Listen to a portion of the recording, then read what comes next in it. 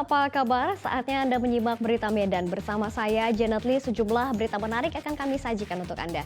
Berikut 3 berita utama hari ini. Sebanyak 10 mesin judi disita tim gabungan Polrestabes Medan dari lokasi perjudian di Jalan Jermal 15.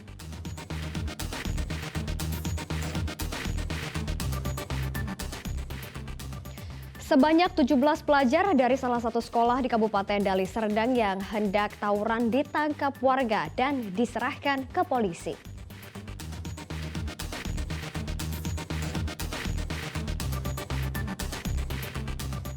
Rencana pemerintah membatasi pembelian gas bersubsidi ukuran 3 kg dan wajib menggunakan identitas KTP menuai pro dan kontra di kalangan pemilik pangkalan dan masyarakat.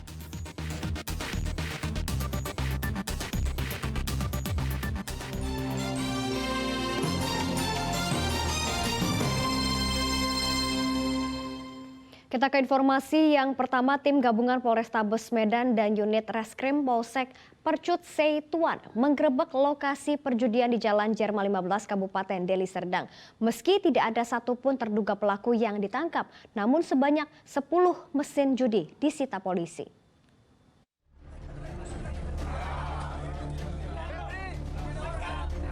Penggerebekan tempat judi ini dilakukan di Jalan Jermal 15, Desa Amplas, Kecamatan Percut Setuan, Kabupaten Deli Serdang pada Senin lalu. Awalnya, tim gabungan dari Polrestabes Medan dan unit Reskrim Polsek Percut Setuan merasa kesulitan mencari tempat lokasi praktek perjudian di desa tersebut. Namun, setelah diyakini, akhirnya petugas mendobrak 2 rumah dan berhasil menemukan sejumlah mesin judi berjenis slot skater dan mesin dingdong.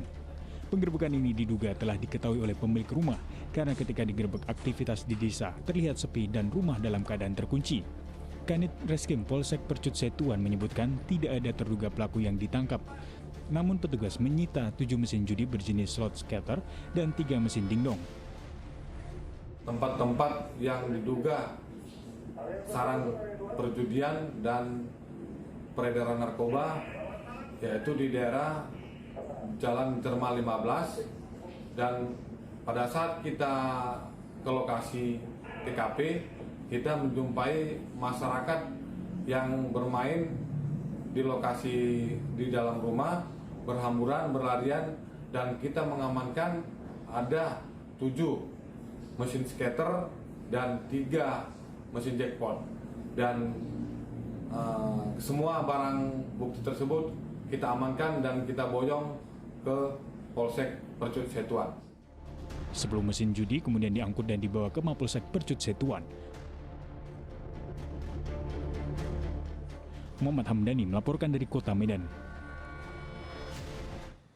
Banyaknya keluhan dari pengguna jalan terhadap pedagang yang menggunakan trotoar jalan. Satuan Polisi Pamong Praja atau Satpol PP Kota Tebing Tinggi melakukan penertiban pedagang di 4 lokasi yang berbeda. Satpol PP Kota Tebing Tinggi pada Selasa lalu menertibkan para pedagang dengan cara meminta pedagang untuk memindahkan dagangannya lebih ke dalam ruko sehingga tidak mengganggu warga yang melintas melalui trotoar jalan. Satpol PP menertibkan pedagang di Jalan Sudirman, Jalan Kiai Ahmad Dahlan, Jalan Tamrin, Jalan Suprapto, dan Jalan Ahmad Yani. Yang kelima jalan ini sering mendapat keluhan warga terkait seringnya pedagang yang berjualan hingga melebihi batas yang telah ditetapkan. Salah seorang pedagang, Rina Siregar, menyebutkan mereka mendukung dengan adanya penertiban tersebut, namun jangan hanya sebagian pedagang saja yang ditertibkan. Bagus penertibannya, tapi untuk semua, jangan untuk sebagian. Artinya harus merata, Bu, ya? Jangan tebang pilih, Bu, ya? Tertib, bersih. Trotoar itu digunakan untuk pejalan kaki, tapi untuk semua yang jualan itu diberlakukan, jangan sebagian, supaya tertib, supaya bersih, supaya rapi. Kasih Penegakan dan Pengawasan Satpol PP, Budi Agustiono menyebutkan, penertiban ini dilakukan untuk mengembalikan fungsi trotoar untuk pejalan kaki. Untuk memfungsikan trotoar sebagaimana mestinya buat pejalan kaki. Jadi harapan kita terhadap pedagang-pedagang di sepanjang Jalan Tamrin ini bisa mematuhi itu dan memfungsikan kembali trotoar sebagaimana mestinya untuk pengguna pejalan kaki gitu. Jika pedagang tetap membandel, petugas akan mengangkat lapak jualan pedagang ke kantor Satpol PP Kota Tebing Tinggi. Muhammad Hamdani melaporkan dari Kota Tebing Tinggi. Satuan Reskrim Polres Pelabuhan Belawan menangkap tersangka pencabulan yang sempat buron selama 1 tahun. Tersangka ditangkap di Batam pada 22 Januari 2023. Tersangka atas nama Riansyah, 23 tahun, sebelumnya masuk daftar buronan Polres Pelabuhan Belawan pada tahun 2021. Terkait kasus pencabulan terhadap korban berinisial IS, 14 tahun di Kecamatan Hamparan Perak, Kabupaten Deli Serdang. Tersangka ditangkap di Batam pada 22 Januari 2023 dan langsung dibawa ke Mapolres Pelabuhan Belawan. Dari hasil penyelidikan pihak kepolisian, tersangka dan korban berpacaran yang kemudian dijadikan modus tersangka membujuk rayu korban hingga akhirnya terjadi pencabulan. Tersangka kemudian melarikan diri ke Batam dengan tinggal bersama keluarganya dan sudah bekerja di sana. Sementara korban hingga kini berada dalam pantauan Komisi Perlindungan Anak Indonesia KPAI daerah Deli Serdang untuk melakukan trauma healing.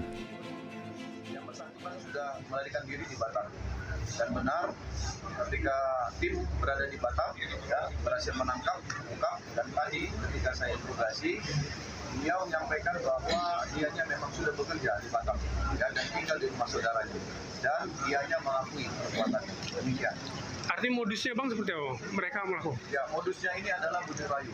Dan menurut keterangan dari si korban, mereka ini mempunyai hubungan pacaran, ya. Namun ini juga kita sedang melakukan trauma healing, ya, ataupun Tersangka dijerat dengan pasal 76E junto pasal 82 atau pasal 76D tentang perlindungan anak dengan ancaman hukuman 15 tahun penjara. Muhammad Hamdani melaporkan dari Kota Medan. Sebanyak 17 pelajar dari salah satu sekolah di Kabupaten Deli Serdang yang hendak tawuran ditangkap warga dan diserahkan ke polisi. Setelah membuat surat pernyataan, polisi kemudian memanggil orang tua mereka untuk memberikan efek jerah. pegang ekornya. Belasan pelajar ini dihukum jalan jongkok sejauh 70 meter akibat ulahnya sendiri. Mereka ditangkap warga saat menyerang SMK Negeri 1 yang terletak di Desa Durian, Kecamatan Pantai Labu. Menurut polisi, tawuran ini dipicu selisih paham dua pelajar yang berlainan sekolah. Tak terima dengan hal itu, salah satu pelajar yang terlibat selisih paham memanggil teman-temannya untuk menyerang sekolah lawan dengan batu. Namun serangan tersebut dilihat oleh warga. Kemudian warga pun menangkap 17 pelajar ini dan diserahkan ke polisi. Usai diperiksa dan membuat surat pernyataan, polisi memanggil orang tua dari 17 pelajar yang ditangkap untuk memberikan efek jerah. Tadi ini membawa teman-temannya yang kebetulan juga mereka sebagian besar masih siswa dari beberapa sekolah. Dari beberapa sekolah itu kemudian mereka mengarah ke SMK Negeri 1. Kemudian melakukan pelemparan terhadap pagar yang ada di SMK Negeri 1. Pada saat kejadian tersebut dilihat oleh warga sekitar yang kebetulan pada saat itu sedang ada kemalangan, kematian. Jadi warga merasa tidak senang terus mengamankan ke-17